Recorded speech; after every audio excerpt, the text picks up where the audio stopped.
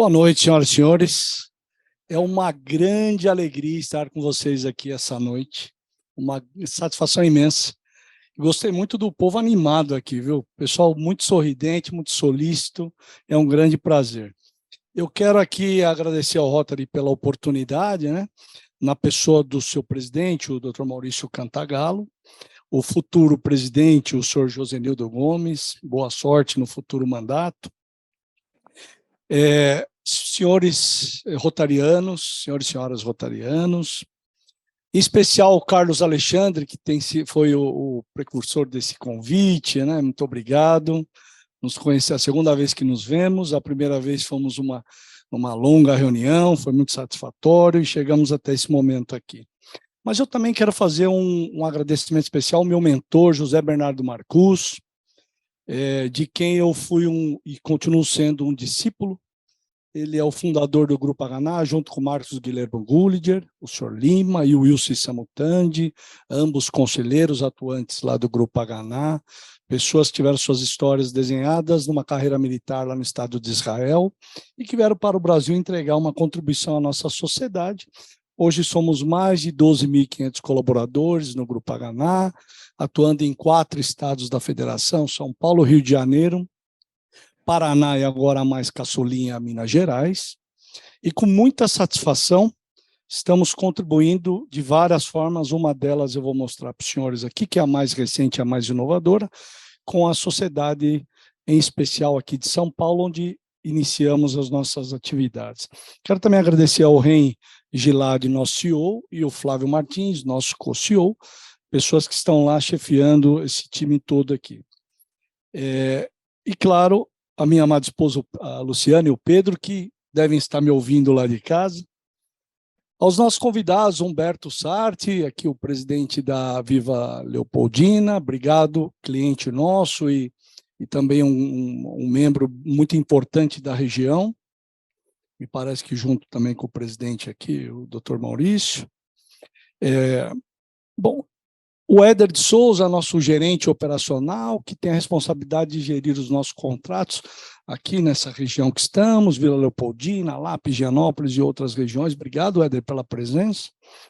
E também a Sara Dante e a Tânia Frederico, que me ajudam lá no dia a dia na área de relacionamento com o cliente. São excelentes profissionais aí do dia a dia, compartilham as ajudas comigo lá para atender esse número enorme de clientes que, graças a Deus, nos brindam com a sua confiança. Em especial, o meu amigo e parceiro Xisto Matos, que também deve estar me ouvindo lá do Rio de Janeiro, com quem tive a ousadia de, o ano passado, lançar lá na Expo Síndico, condomínio edilício em estilo de moradia. Xisto Matos, um advogado criminalista, como ele mesmo diz, síndico por vocação há 20 anos, fez um apanhado do direito condominial como primeira parte do livro, que eu, no final, presentearei a todos aqui presentes. E eu complementei esse trabalho falando um pouco da terceirização de serviços, a escolha de uma empresa, a forma de fazê-lo, a instalação de um condomínio, como nasce isso, o que fazer na visão de um fornecedor de serviços com mais de 25 anos de experiência, o que fazer para dar certo ou dar menos errado nessa fase de instalação.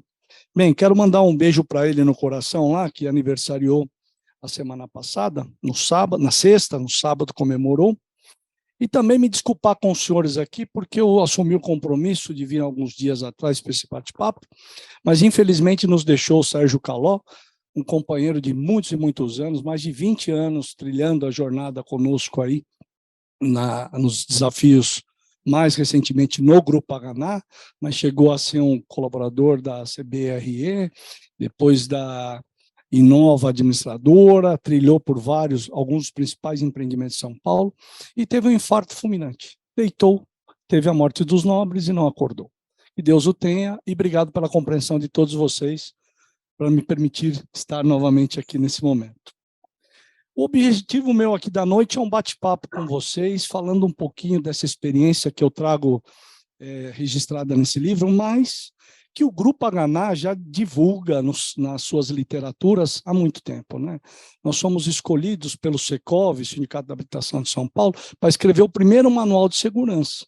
Nos sentimos muito honrados por ter sido a empresa escolhida para isso, o que chancela o nosso know-how, nosso conhecimento sobre a vida e o mundo condominial. Então, o objetivo hoje é fazer uma troca com vocês aqui dessa experiência. Fiquem à vontade para me interromper a hora que desejarem, para fazer suas perguntas. Se quiserem fazer no final também, não há nenhum problema. Ou se não tiverem perguntas, vou sair satisfeito também, porque pode ser que eu atingi todas as expectativas e as perguntas iniciais foram respondidas no decorrer da palestra. Bem, gente, deixo aqui já para vocês os meus contatos.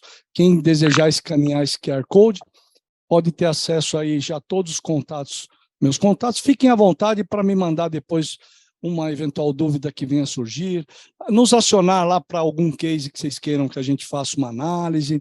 Nós somos aqui amigos dos rotarianos. Queremos muito estar com vocês.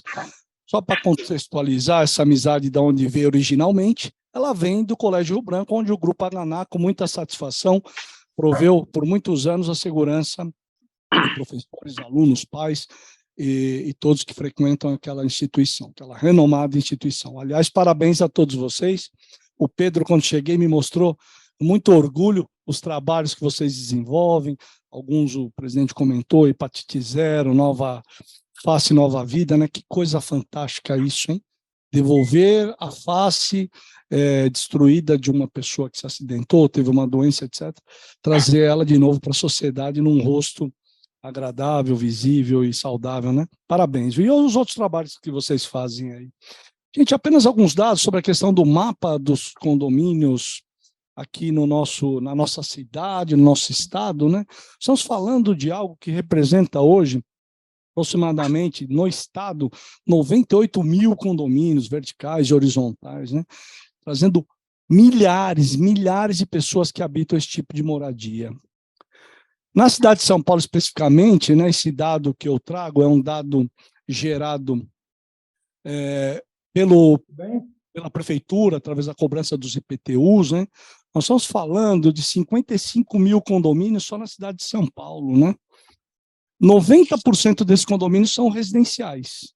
Então, acho que é muito importante, acho que foi essa a visão do Carlos, como especialista da gestão de condomínios, em trazer esse bate-papo, porque é um tema extremamente importante, uma vez que nós aqui que vivemos nessa cidade verticalizada, essa selva de pedras, provavelmente muitos aqui moram em condomínios. O que eu vou falar para vocês é que, certamente, muitas coisas vocês já devem ter vivido, outras estudado, e, claro, a nossa intenção aqui é, claro, sempre aprendemos, estamos inovando, se aprimorando, mas é transmitir um pouquinho dessas experiências, desses condomínios, do que nós vivemos, do que nós aprendemos, estudamos para vocês aqui. Ainda nessa situação, né, segundo algumas administradoras, 50% da cota condominial se dedica a pagar funcionários, quer sejam orgânicos, diretos ou terceirizados, né? Ou seja, é muito representativa. A mão de obra no nosso país é muito cara, no estado nem se fala, aqui no estado de São Paulo. Então, ter uma visão de algumas alternativas pode ser que ajudem vocês ou para tomar alguma decisão oportunamente, ou para trocar uma ideia com quem vai tomar a decisão oportunamente. Mas saibam que a gente tem aqui uma estrutura bem completa para poder atender às necessidades de qualquer tipo de condomínio. Quem já ouviu falar da Aganá, ou conhece a Aganá, ou recebe os serviços da Aganá, a gente paga um pouco por termos sido percebidos há muito tempo atrás como uma empresa premium, uma empresa que está em alguns dos melhores prédios da cidade. Mas por que a gente paga um pouco por isso? Porque o Minha Casa Minha Vida não nos procura, mas nós estamos no Minha Casa Minha Vida, nós temos pacote de serviço. Bom, os maiores itens que geram confusões e discussões dos condomínios, os síndicos presentes vão poder confirmar aqui, e os senhores que talvez já enfrentaram o problema, eles acontecem, né, a grande maioria por vazamento nos apartamentos dos vizinhos, algazarras de crianças, problemas relacionados a essas vagas de estacionamento, né? Esses 4 itens reúnem 75% dos conflitos nos condomínios. Ou seja, as pessoas estão, infelizmente, vivendo aí, muitas vezes, em comunidade, mas sem estar preparados para dividir, para obedecer, para compartilhar com o seu vizinho as boas práticas. E não é culpa de ninguém. As pessoas muitas vezes se veem num momento de estresse, uma situação de ansiedade, que acabam ultrapassando os limites. E eu menciono no livro 2 casos trágicos na cidade, que vocês vão poder confirmar, amplamente divulgados pela mídia, que retratam um pouco esse desequilíbrio social. O quanto o cidadão anda um pouco doente, socialmente falando, né? É uma realidade. A gente saindo um pouco do condomínio, levando para a esfera da doença social, nós tivemos recentemente na nossa cidade esse caso trágico da professora que foi assassinada numa instituição de ensino, numa escola, né? Por um jovem, um adolescente de 13 anos, né? Bem, mas, gente, isso daqui traz um PIB para a nossa cidade imenso, imenso, muito representativo na questão do recolhimento de impostos, tributos, a questão do consumo de serviços, tudo aquilo que a sociedade paulistana que vive em condomínios traz para a cidade. O mercado imobiliário mudou e a criminalidade também. Vale destacar aqui que nós temos hoje uma modalidade, né, hoje não, já há alguns anos, que são os condomínios clubes, né? São verdadeiras estruturas que estão dentro de muros, que se pensou em gerar para aquela sociedade todo o conforto, lazer, conveniência, para que ele pudesse ficar o máximo possível ali dentro com a sua família, quer seja confraternizando com os próprios familiares ou com os amigos. Ocorre que esses condomínios, alguns na cidade, aliás, muitos na cidade, eles são maiores que algumas cidades que nós temos aqui no nosso estado. Se a gente pegar só na letra A, nós vamos ter lá pelo menos 10 a 15 cidades que tem prefeito, Câmara de Vereadores, Guarda Civil, Polícia Militar, etc., menores que o condomínio, que tem população menor que alguns condomínios da cidade. Acreditem se quiser. Eu cuido de alguns, através da Ganá, de alguns dos maiores da cidade, e a gente está falando de uma população gigantesca, transitando, convivendo, recebendo serviços e tendo seus problemas naturais, que todo mundo pode ter dentro de um ambiente residencial. Esse mercado, então, mudou no sentido de aquele modelo do condomínio de uma torre só, com algumas poucas unidades, já foi superado, ainda existe, tem casos saindo na cidade, surgindo na cidade, mas também tem aquele modelo de construção de apartamentos muito pequenos. De verdade, sinceramente, eu não sei como alguns jovens vivem num apartamento de 18 metros quadrados, mas é algo que está dando certo, está se proliferando na cidade, é um modelo de construção disseminado a mundo afora, e os jovens estudantes, enfim, as pessoas estão usando esse tipo de estabelecimento, que traz um modelo diferente da tradicional família, né? Família que ocupa lá o apartamento, pai, mãe, filhos, e etc. Bem, o que aconteceu com essa situação, né? Verdadeiras cidades sendo construídas para moradias comuns, cada um na sua unidade autônoma, mas nós tivemos uma migração da violência no nosso estado, que, como foi dito aqui no meu currículo, eu participei um pouco no começo da década de 90, tanto da segurança pública em combate ao crime na rua, mas também tive a felicidade de pegar o finalzinho do Quércia, cuidando do Palácio do Governo e também da segurança pessoal, do nosso Fleury, saudoso Fleury Filho, que nos deixou há um pouco tempo atrás, e ao saudoso Mário Covas, o comecinho do governo dele, aí saí acreditando num sonho do José Bernardo Marcuse e do Marcos Guilherme Gulliger Lima, um sonho que deu muito certo. Queríamos lá no início criar um negócio pequeno e bonito. Bonito, vocês paulistanos estão dizendo que continua. Nós somos eleitos agora, pela pesquisa espontânea Datafolha, a melhor empresa de segurança de São Paulo. Falou isso sem arrogância, com muito orgulho, porque assim que o paulistano tem reconhecido o Grupo Haganá. Os arrastões vieram na sequência, porque era mais fácil dominar um prédio, uma guarita, e roubar todo mundo que eu tivesse condição ali, tirando muitas vezes valores extremamente enormes em comparação a um carro forte, até um banco.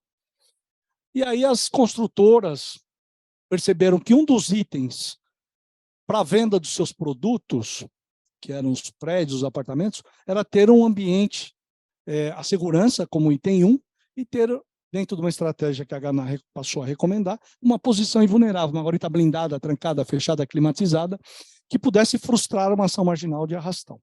Muito bem, essa fase foi superada na década de 2000, as maiores construtoras do estado aqui se adequaram nos seus produtos, muitos prédios existentes também buscaram especialista, consultoria, acabaram se adaptando.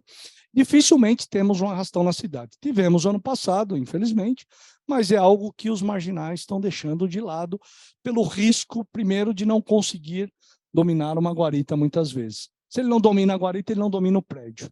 Não existe prédio nenhum, teve um arrastão, que não houve o domínio da guarita. Não temos isso registrado. Certo? Então, esse era o ponto principal. Impedido isso, o crime despencou. Muito bem. O que eu quero destacar é que a questão do crime atual para condomínios tem sido furto das unidades autônomas.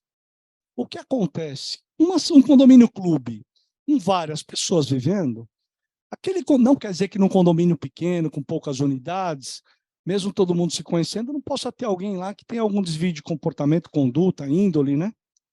Mas é um pouco mais difícil, mas tem. No condomínio clube, pode ter de tudo, pode ter gente que tem algum problema com o filho, alguém que está ali como oportunista esperando um momento para cometer um deslize. E esses deslizes vão desde depreciar o patrimônio até o furto do apartamento do vizinho. Acreditem se quiser.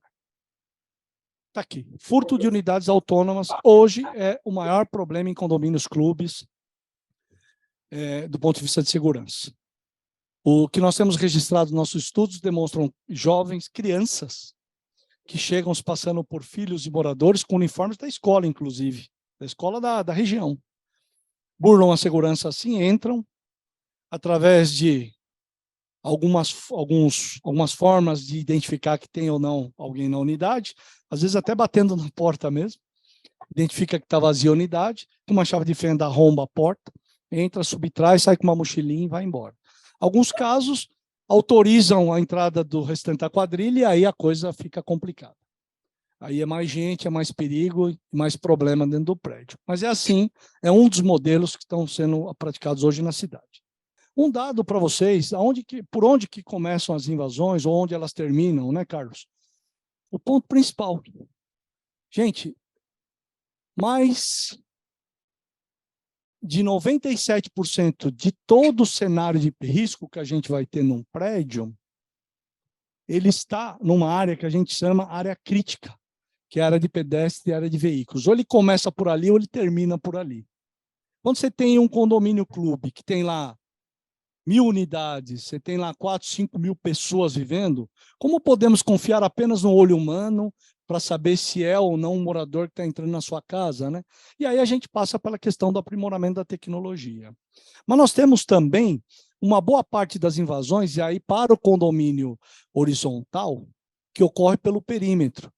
Então, você às vezes está num condomínio, quem aqui tem casa de campo, tem um condomínio em área afastada de São Paulo, na condição horizontal, normalmente o bandido vem pela mata, ultrapassa as barreiras existentes, quer seja uma cerca viva, quer seja um muro, e acaba invadindo as residências, né?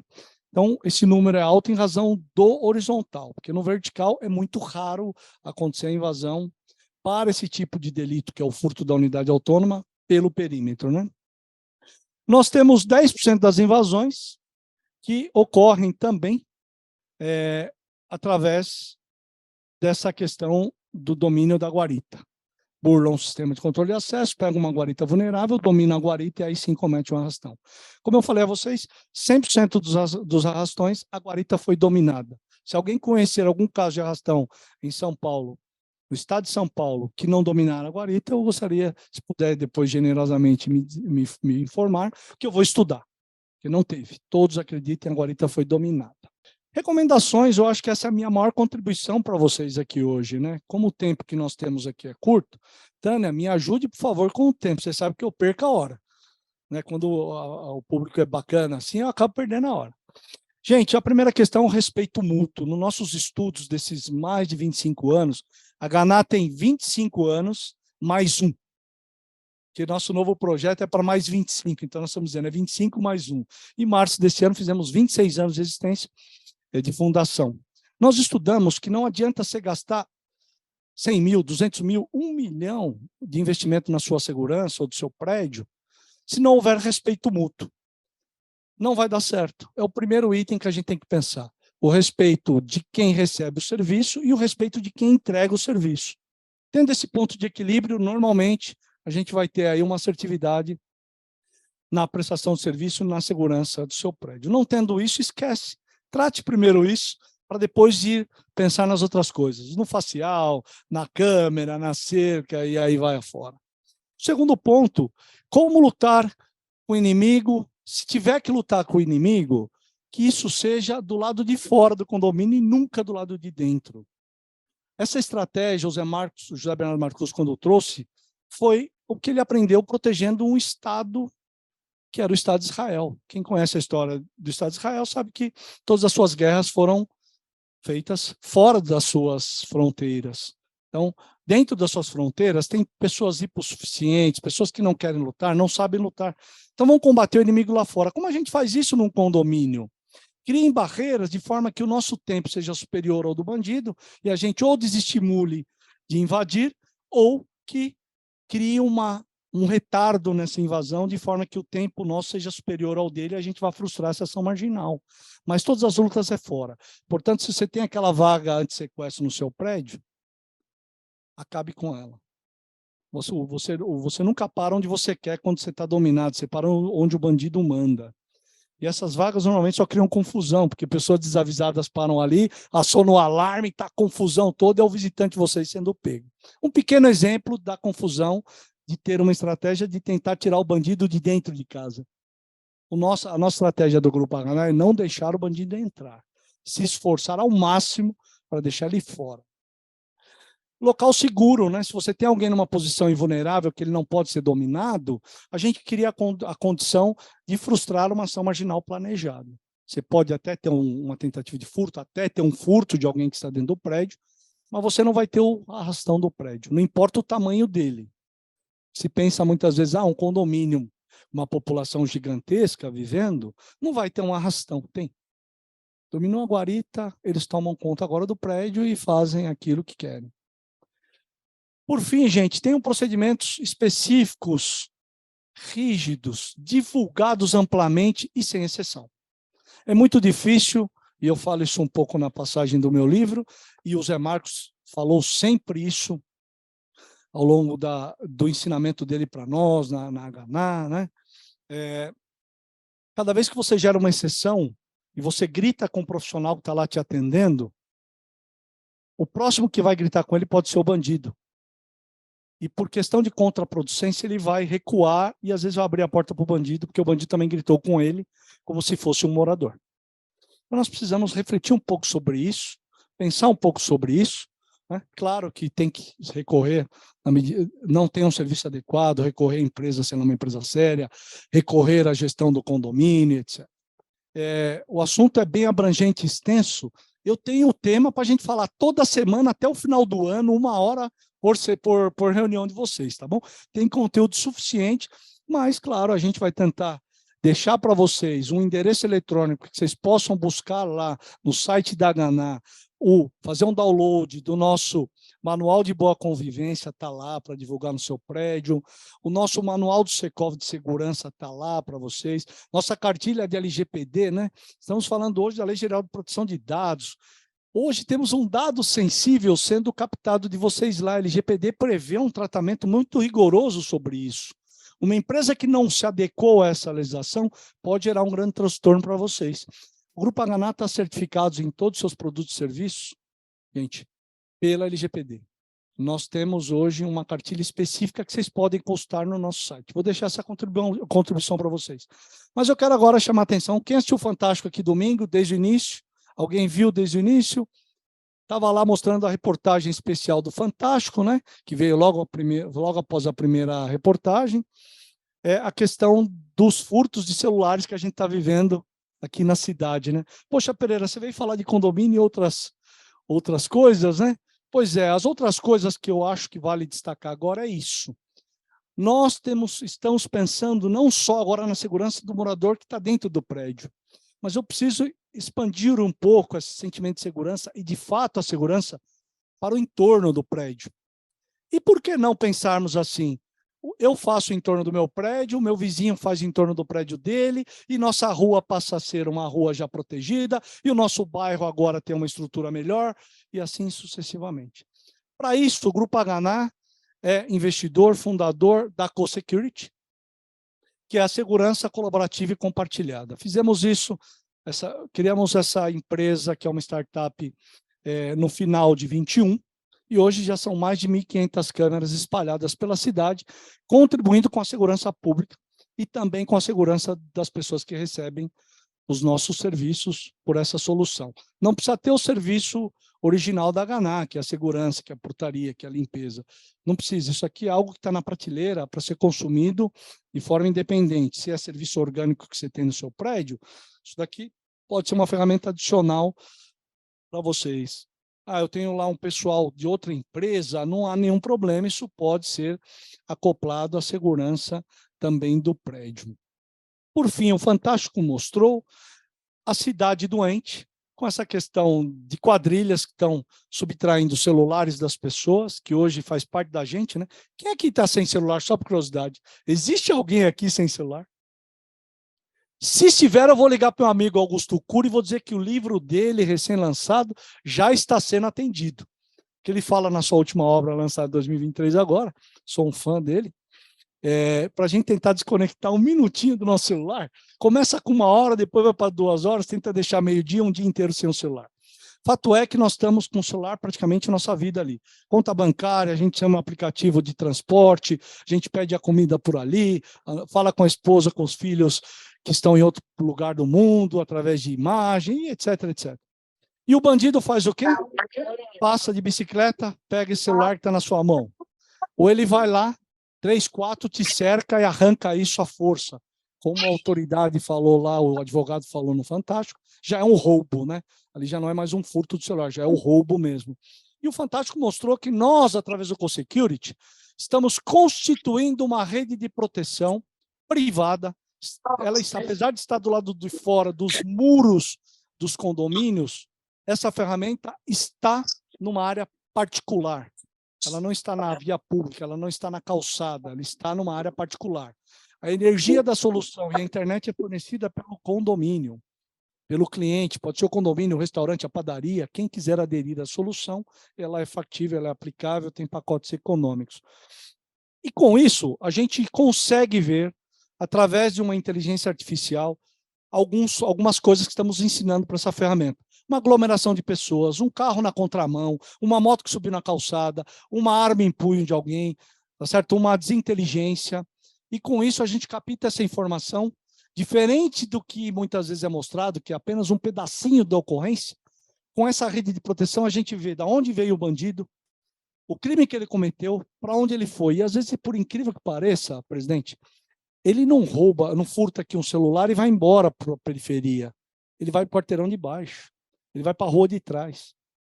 Tá certo? E assim é o fato da gente mostrar para a autoridade policial o filme completo, de onde ele veio, o que ele fez, para onde ele foi, onde ele está, e a autoridade policial ir lá e prendê-lo em flagrante. Muitos cases já aconteceram nesse sentido, porque, graças a Deus, a Polícia Militar de São Paulo tem recebido de forma bem proativa e bem atenta a essa alternativa, porque muda de patamar o fato, né? Uma prova cabal sobre aquele crime que acabou de acontecer. Então, tem sido receptiva e sempre que pode, contribuindo com ações imediatas e chegando a prisões em flagrantes, etc. Nós chegamos, infelizmente, a constatar um homicídio através das nossas câmeras e avisar a autoridade policial antes que alguém avisasse que alguém morreu. E eles foram até o local, infelizmente o óbito constatou-se e prenderam logo em seguida os marginais que cometeram aquele homicídio. Gente, é uma forma que a gente encontrou junto com a sociedade de gerar uma ferramenta extremamente potente, padronizada, onde vocês já devem ter visto por aí. Esse é o poste padrão, nessa cor azul, CoSecurity. Esse QR Code aqui, quando passarem por algum local que vocês enxergarem esse poste, pega o seu celular, aponta para esse QR Code, você vai ter várias ocorrências que você pode reportar. Você pode informar um crime que está em andamento, um perigo que você está sendo submetido, um animal que você perdeu, um pet que você perdeu, ou um pet que você encontrou. A gente criou mais essa inovação porque alguém que passou nas nossas câmeras lá, escaneou e falou, poxa, eu perdi meu pet, vocês não conseguem ver através das câmeras? Nós encontramos o pet e ele conseguiu recuperar. Aí achamos tão oportuno esse serviço adicional que incluímos na solução. Isso está correlacionado também a uma iluminação. Isso é refletivo à noite, bateu o farol, ele destaca que tem uma iluminação no topo que deixa ele à distância, você consegue enxergar. Quem passou na Gabriel dos Santos ali de A a Z já viu. Quem passou na Afonso Braz de A a Z já viu. Tem bairros na cidade já com ruas e quarteirões completos com a solução. E é isso, gente. É fazer um pouco mais para nós e para o nosso vizinho, e assim nós vamos ampliando nossa capacidade de deixar o bandido um pouco mais distante da gente. E nós precisamos, como sociedade, ter a rua de volta para nós. Queremos voltar para a rua, presidente, poder caminhar com tranquilidade com a nossa família, com nossos filhos. Seja bem-vindo à rede de segurança colaborativa CoSecurity. O conceito de segurança oferecido pela CoSecurity é mais do que vigilância por câmeras. Com o objetivo de construir uma ampla rede de proteção para inibir que bandidos ajam na área protegida. O Totem e a sua versão compacta têm como primeira função inibir e prevenir ações criminosas. Com uma comunicação visual padronizada e ostensiva, mostramos que nesta área existe uma rede de segurança profissional. O Totem está munido de QR Code, onde qualquer pessoa pode reportar um incidente. Quando alertada, nossa central acessa as câmeras da região e pode auxiliar a polícia na identificação e detenção dos transgressores. A incorporação de inteligência artificial permite grandes vantagens através de detecção automática de comportamentos estranhos ao padrão das vias monitoradas. Quanto mais pessoas abraçarem essa ideia, maior será a rede de proteção. CoSecurity. As ruas de volta para você. Bom, aqui está um pouquinho do que vocês vão ganhar aí. O condomínio edilício, um estilo de moradia. Xisto Matos, um beijo a ele. E junto comigo, como eu disse no início, escrevemos um pouco desse trabalho. Como eu disse, a gente ousou um pouco aí, né, para poder transmitir essa informação, esses estudos para a sociedade. Xisto fala da questão da modalidade de condomínios existente na atualidade, né, da instituição do condomínio, apenas um destaque dos pontos que ele traz no primeiro capítulo, da figura do síndico em condomínios edilícios e a relevância de suas funções. Olha que importante os síndicos aqui presentes. Da figura das obras, né, necessárias, né, aquelas úteis e as voluptuárias, né, também importantes, às vezes quer deixar uma coisa mais bonita para valorizar seu patrimônio. O Xisto dá uma visão sobre o que fazer com isso, né? Prestação de contas, do direito da vizinhança, conduta antissocial, seus aspectos, a ponderação de valores entre o direito de propriedade e o direito dos animais em condomínios, né? O exercício da cidadania ativa nas relações do condomínio. Ele também fala um pouco sobre a relação do condomínio e os maus tratos com os animais, e assim por diante. Eu espero que vocês gostem desse material. Na parte 2 eu falo um pouco, pensando na segurança do condomínio desde a fase de obras, né? A instalação do condomínio, vantagens e desvantagens em ter funcionários orgânicos atuando no condomínio, vantagem e desvantagem em ter o funcionário terceirizado, recomendações quando se decide pelo serviço orgânico, né? Se tem um modelo híbrido, escolhendo um fornecedor para prestar serviço, comece por onde, o que tem de melhores práticas, né? Qual a diferença de valores que a gente pode encontrar no mercado em termos percentuais, né? Planejando a transição do serviço, vivendo o modelo de terceirização em seu condomínio, tomou essa decisão, agora você vai vivê-lo, o que vai vir de experiência provavelmente, baseado naquilo que a gente conhece. Dicas gerais sobre segurança em condomínios, ou seja, vocês vão ter um leque enorme ali de recomendações. E, por fim, algumas curiosidades, né? Tem lá o maior condomínio do Brasil, o menor condomínio do Brasil, até o momento do lançamento do livro. Eu falei alguns, aí saíram com apartamentos recentes aí, com 18 metros quadrados, isso aí não tinha ainda no ano passado, quando escrevemos lá o nosso livro. Bem, gente, por fim, eu deixo para vocês aqui o que eu falo no final do livro, né? Finalizo aqui a minha participação, desejando a todos os participantes muita paz, saúde, prosperidade, e valorizem sempre a vida propagando a paz. Apesar de tudo isso que eu falei que é coisa ruim, mas existem vários condomínios onde eu posso, recorrentemente, ver a alegria das pessoas que estão vivendo bem com seus vizinhos, há um bom consenso, há uma boa convivência. Isso nos traz muita satisfação. Eu participo com muita felicidade desses momentos e também das assembleias, que às vezes nós precisamos entrar no meio para separar um pouquinho as confusões. O assunto é ácido, mas ele é importante. É necessário, porque nós estamos vivendo uma criminalidade fora da curva em nosso país. Mais uma vez, presidente, muito obrigado pela oportunidade, senhores e senhoras, pela sua paciência, o seu tempo.